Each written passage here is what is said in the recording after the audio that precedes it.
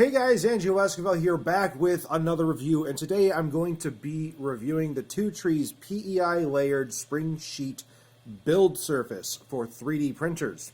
Now, I was just finishing up doing a review on this build plate right here because I'd actually had some good results with it. Unfortunately, during the part where I was showing how easy it is to remove PETG from the surface, which I have done before, and there wasn't a problem before. Now, there's a very big problem. Something that I just didn't expect, and it happened during the video. That.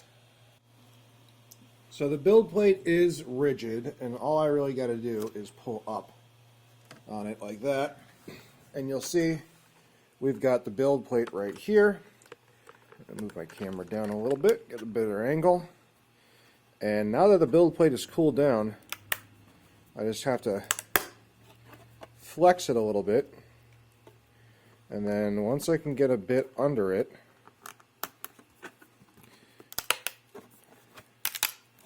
I should be able to grab and pull it away.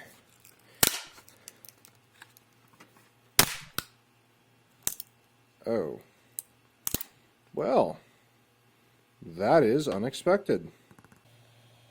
So PETG likes to essentially weld itself to pretty much any surface, and PEI is typically a surface that you should be able to print PETG on and be okay with, but clearly that is not the case. And what stinks is I had actually written a good review on Amazon for this build plate because of the good success I've had with it.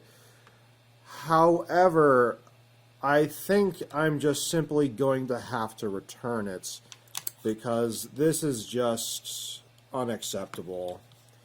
You know, I got this to replace my stock Ender 3 build plate mat, which that one was never designed for PETG.